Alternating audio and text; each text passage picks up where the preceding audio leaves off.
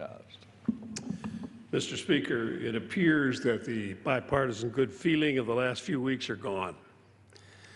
After reaching across the aisle to pass important legislation like the doc fix, my Republican colleagues are back at their old tricks of handing out tax breaks to the few at the expense of the many.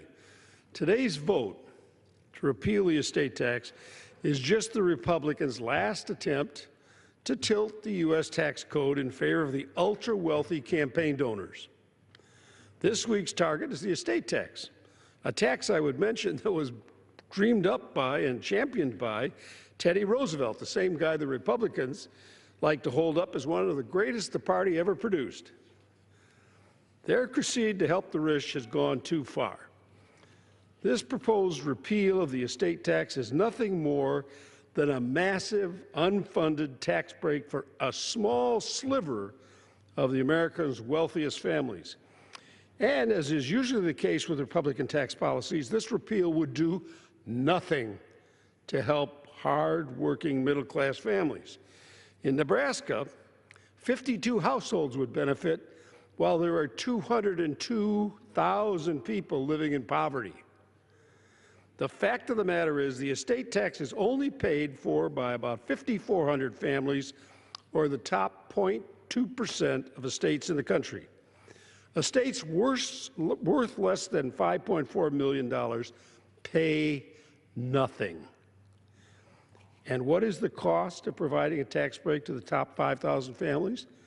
$250 billion, $269 billion. Now, these are the deficit hawks that were talking last week about we got to worry about the deficit, the deficit, the deficit. And they are standing here with a straight face putting $269 billion more on the deficit. Instead, we should be using the money to extend the child tax credit or the earned income tax credits that would actually help Main Street America, the real drivers of the American economy. Or we could fund universal pre-K, or build new bridges and roads, or provide free community college to 9 million people. Now, my colleagues on the other side of the aisle will try and tell you the estate tax hurts family farmers. And my colleague who began this debate is talking about that, Mr. Speaker. They tell you the estate tax forces farmers to liquidate in order to pay the estate tax. Well, pressed to provide examples, as we did, family farms being forced to liquidate, my Republican colleagues pointed to a 15,000-acre farm they say had to be broken up for the estate tax. Let me put that into context. Most people who live in the cities don't know how big that is.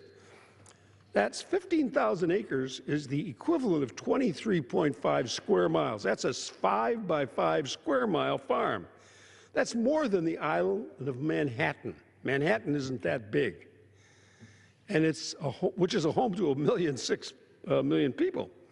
Now, I think most of the people who work hard are pressed to believe that 23 square miles is a family farm. As a farm at the very top of the income scale experience unprecedented wealth and prosperity, some may call it the second Gilded Age, Republicans are helping the rich get richer. They want to talk about we're going to help the middle class and we're going to do all this.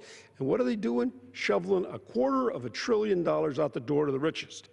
Repealing the estate tax will surely sow the seeds of a permanent aristocracy in this country. We learned from Britain what a permanent aristocracy gets you. And so we are prepared to take this vote. I would ask my colleagues, whose side are you on? Are you on the side of working families in communities across this country who are struggling to pay the bills? Or are you on the side of the ultra-wealthy heirs who don't feel they need to pay taxes on the millions and billions that they were handed by their ancestors?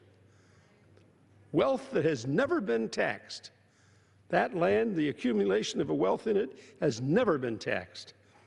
Now, I vote for the working middle class, and I hope that you will all vote no. I reserve the balance of my time. The gentleman from Washington.